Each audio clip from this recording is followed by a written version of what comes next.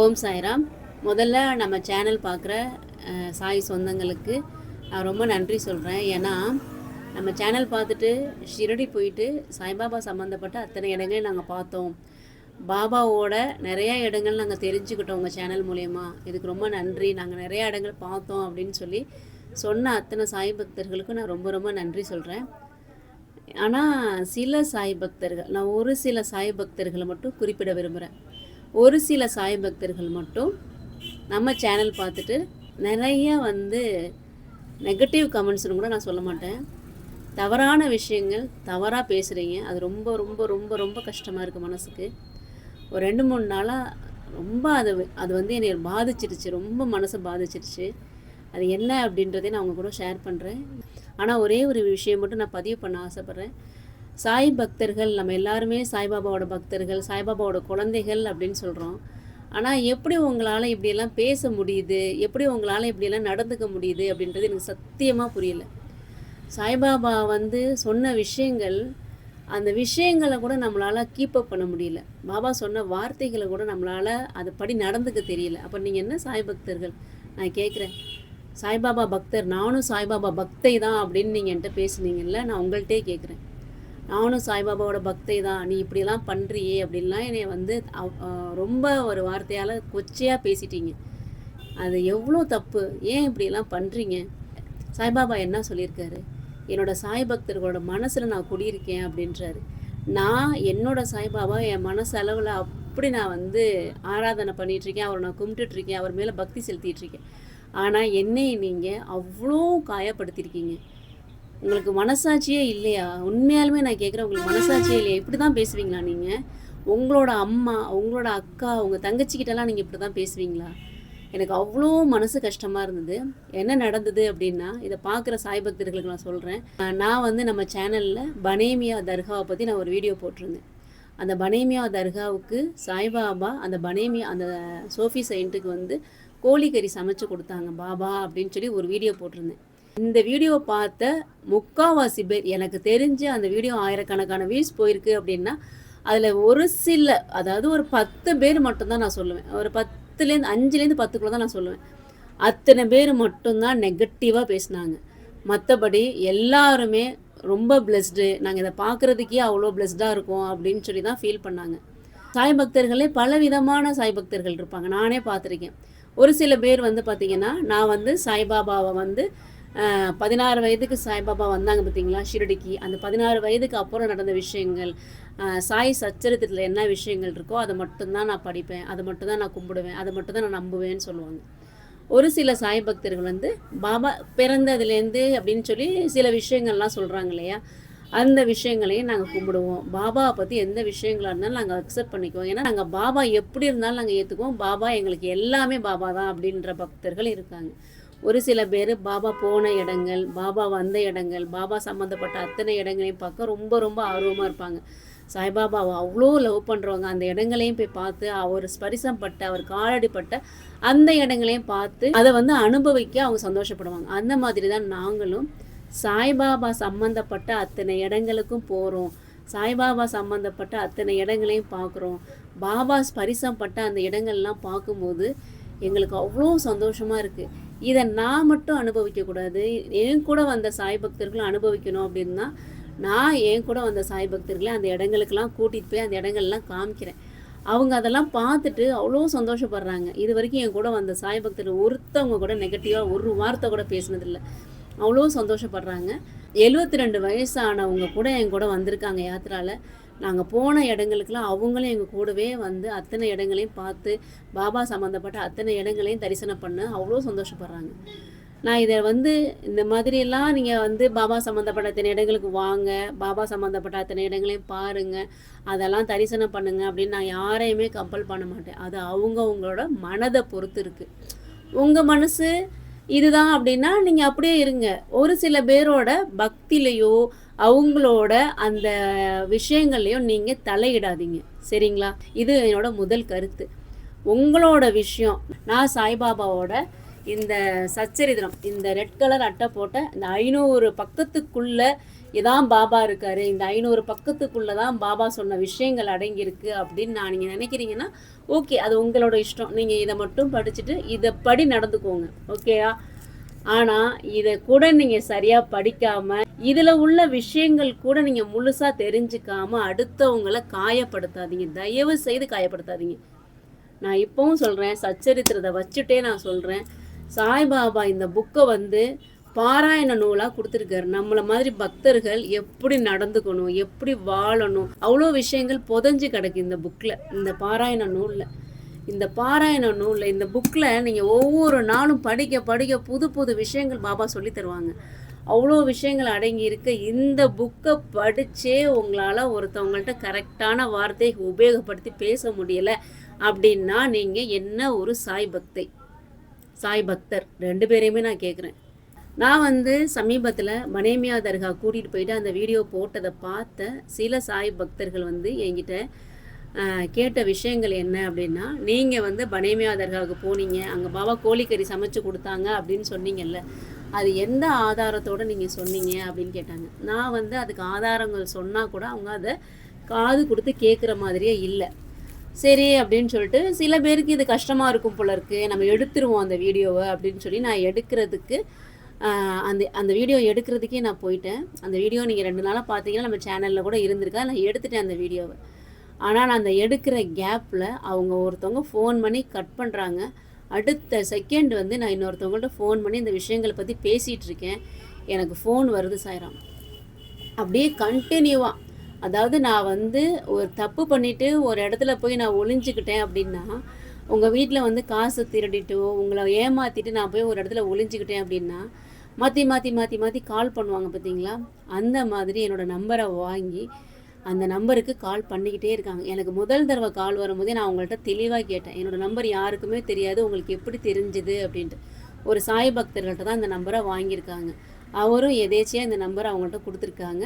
ஆனால் இவங்க ஃபோன் பண்ணி கட் பண்ண அடுத்த நிமிஷம் எனக்கு கால் வருது. ஒரு 2 பேர்த்துக்கிட்டேருந்து மாற்றி கால் பண்ணுறாங்க. 8, 31, 32, 37, 40, 48ன்னு அப்படியே கால் வந்துகிட்டே இருக்குது. அப்படியே 2 நம்பர்லேருந்து மாற்றி கால் வருது சார். எனக்கு ஒன்றுமே புரியல, ஏன் இப்படி கால் பண்ணுறாங்க, யார் இவங்களாம் அப்படின்னு சொல்லிட்டு நான் அப்போ ஃபோன் எடுக்கிறேன். ஏன்னா அப்போ தான் ஒருத்தவர் என்கிட்ட ஃபோன் பண்ணி பனேமியா தர்காவை பற்றி ஃபுல் டீட்டெயில்ஸ் 25 நிமிஷம் விசாரிக்கிறாரு.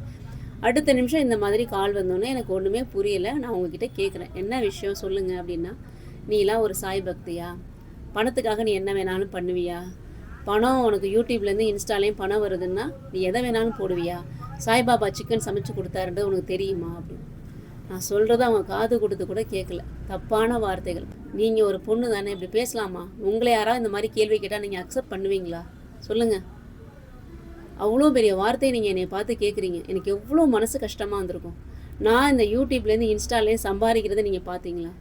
அப்படியே பாபாவோட பிளெஸ்ஸிங்ஸில் பின்னாடி எனக்கு இந்த யூடியூப்லேருந்து இன்ஸ்டாலேயும் இன்கம் வந்ததுன்னா அதை பற்றி உங்களுக்கு என்னன்னு நான் கேட்குறேன். பாபா ஏணி மரம் ஏற்றிட்டு வந்தவங்களுக்கு கூட 2 ரூபா கூலி கொடுப்பாரு. எனக்கு இன்ன வரைக்கும் இந்த யூடியூப்லேயும் இன்ஸ்டாலேயும் என்ன கூலி கொடுத்துருக்காருன்னு எனக்கு தான் தெரியும். அது பின்னாடி கொடுப்பாரா அப்படின்றதும் பாபாவுக்கு தெரியும். அப்படியே கொடுத்தா கூட அது பாபா பிரசாதமாக நான் அக்செப்ட் பண்ணிக்குவேன், சரிங்களா?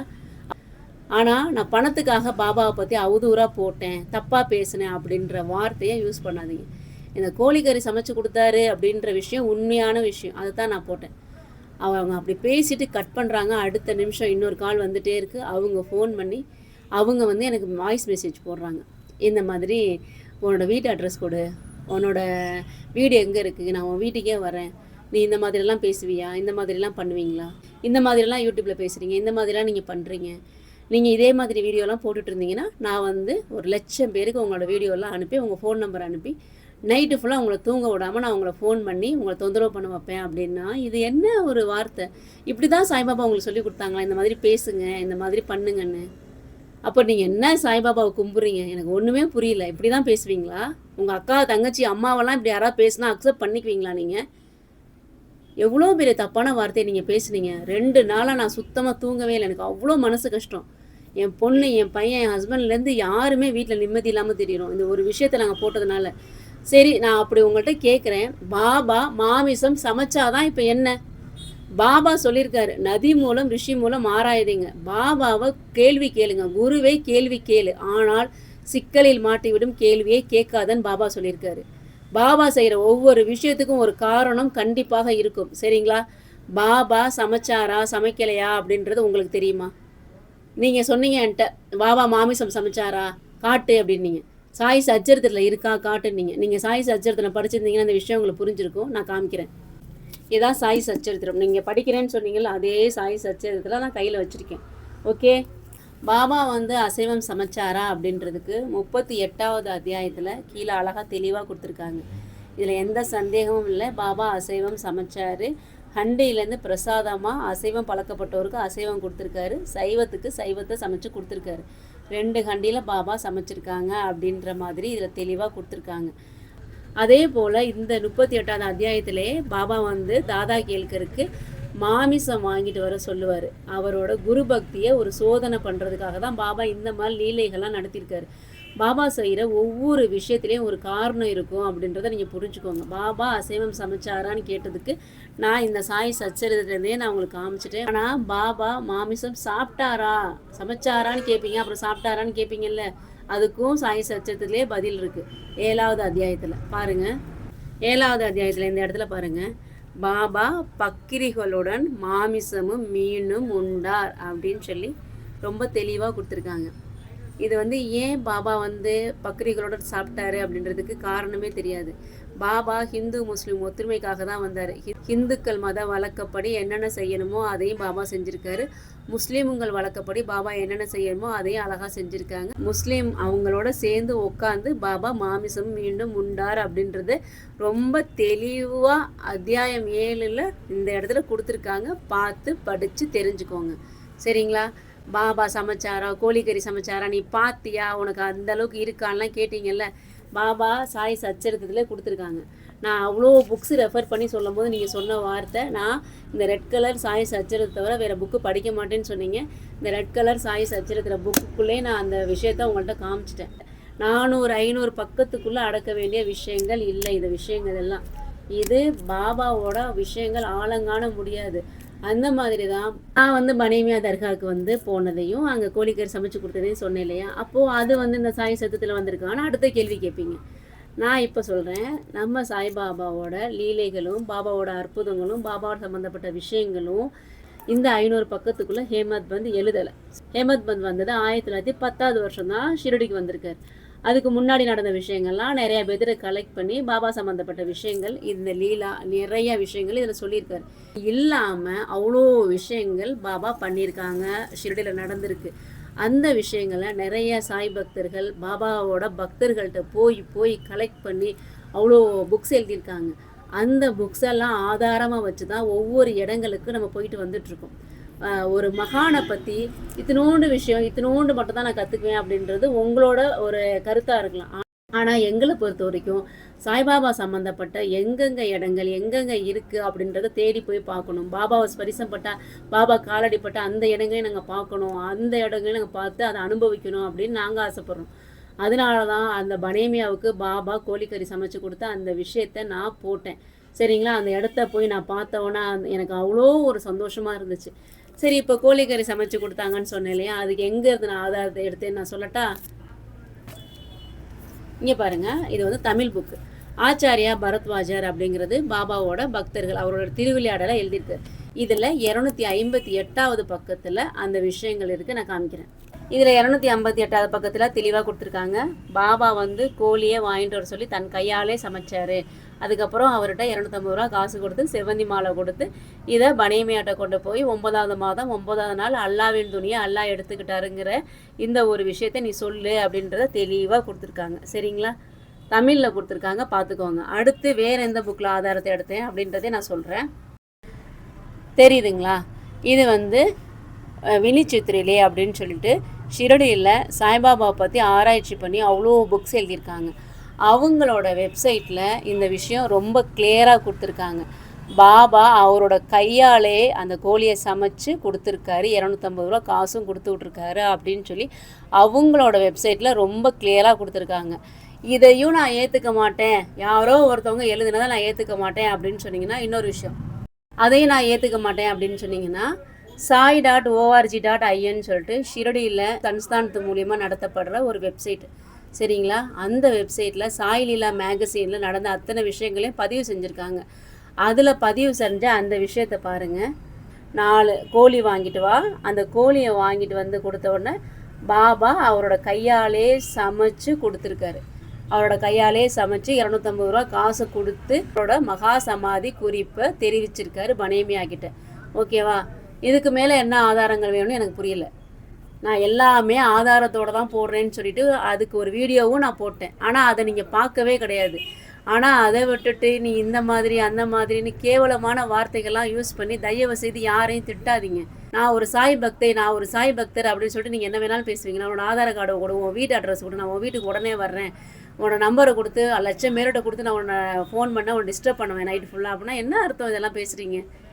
எல்லாத்தையும் ஆதாரத்தோடு தான் நாங்கள் சொல்கிறோம். பிடிச்சா பாருங்கள், பிடிக்கலையா ஸ்கிப் பண்ணிட்டு போயிருங்க. சாய்பாபா மேலே உண்மையாலுமே பக்தி இருக்கவங்க யாருமே இந்த மாதிரி பேச மாட்டாங்க.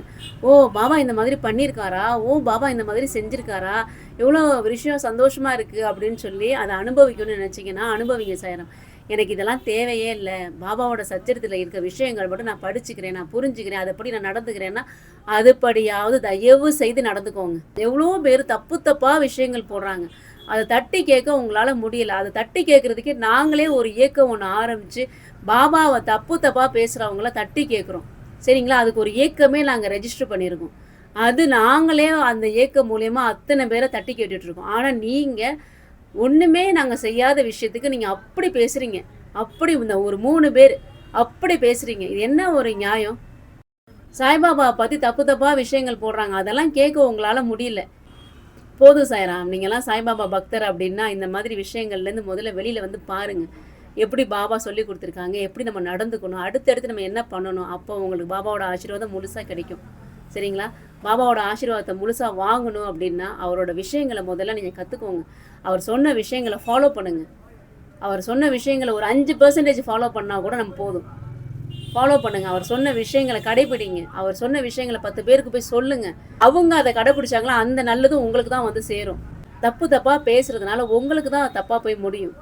நீங்கள் வந்து நான் வீடியோ போடுறேன் அப்படின்னா அதில் வந்து டவுட்ஸ் கேளுங்க. நான் தாராளமாக சொல்கிறேன். அதில் ஏதாவது ஒரு கருத்து இருந்தால் நீங்கள் பதிவு பண்ணுங்கள் கமெண்ட்டில். நான் அந்த கருத்தை ஏற்றுக்கிட்டு அதை நான் மாற்றிக்க ட்ரை பண்ணுறேன், அதை மாற்றிக்கிறேன். ஆனால் தவறான வார்த்தைகள் யூஸ் பண்ணாதீங்க. நான் 2 நாளைக்கு முன்னாடி கூட ஒரு வீடியோ போட்டிருந்தேன். பாபா வந்து பிக்ஷை எடுத்த வீடு அப்படின்னு சொல்லி போட்டிருந்தேன். அதை ஒரு சாய்ராம் ரொம்ப அழகாக சொன்னாங்க. சாய்ராம் யாசகம் வாங்கினதுன்னு சொல்லுங்கள், பிக்ஷை எடுத்ததுன்னு கேட்கும்போது கஷ்டமாக இருக்குது அப்படின்னா நான் அவங்கள்ட்ட கிளியராக சொன்னேன். எனக்குமே யாசகம் தான் போடணும்னு ஆசை. ஆனால் பாபா பிக்ஷை எடுத்தாருன்னு சாய் சச்சயத்தில் கொடுத்துருக்காங்க இல்லையா, 5 வீடுகளுக்கு பிக்ஷை எடுத்தாரு அப்படின்னு சொல்லிட்டு அந்த வார்த்தையை மாற்ற வேண்டாம் அப்படின்னு தான் நான் பிக்ஷை எடுத்த வீடு போட்டேன் சார். நான் மாற்றிக்கிறேன் அப்படின்னு அடுத்த நிமிஷம் அவங்க அந்த மெசேஜ் பண்ண அடுத்த நிமிஷமே நான் அதை வந்து போய் மாற்றினேன். சாய்பாபா பிக்ஷா ஹவுஸ்ன்னு அப்படின்னு சொல்லி நான் அவங்க சொன்னதுக்காக மாற்றினேன் சரிங்களா. இது வந்து ஒரு கண்ணியமாக அழகாக அவங்க சொன்னாங்க. நானும் அவங்க சொன்னதை அக்செப்ட் பண்ணி மாற்றினேன். நீங்கள் எப்படி பேசுனீங்க அப்படின்றது உங்களுக்கு நல்லாவே தெரியும். போதும் சாய்ராம், தயவு செய்து இனிமேல் யாரையுமே இந்த மாதிரி தப்பாக பேசாதீங்க சாய்ராம். சாய்பாபா பக்தராக இருக்கீங்க அப்படின்னா இந்த விஷயத்தை நீங்கள் அக்செப்ட் பண்ணிக்குவீங்க அப்படின்னு நான் நம்புகிறேன். நான் தொடர்ந்து பாபா சம்மந்தப்பட்ட விஷயங்கள், நான் பாபாவோட சம்மந்தப்பட்ட லீலைகள், பாபாவோட அற்புதங்கள், பாபா போன இடங்கள், வந்த இடங்கள், அது எல்லாமே நான் ஆதாரத்தோடு நம்ம சேனலில் ஒன்று ஒன்றா வந்துக்கிட்டே தான் இருக்கும். இதுக்கப்புறம் நம்ம சேனலில் நான் டெலீட் பண்ண அந்த வீடியோஸை நான் ரீபோஸ்ட் பண்ணிடுவேன். பாபா வந்து கோழிக்கறி சமைச்சு கொடுத்தாரு மனைவியாவுக்கு நான் போட்டிருந்தேன் இல்லையா, அந்த வீடியோ நீங்கள் சொன்னதுனால நான் 4-5 வீடியோ நான் டெலீட் பண்ணிட்டேன். அந்த வீடியோ நான் ரீபோஸ்ட் பண்ணிடுவேன்.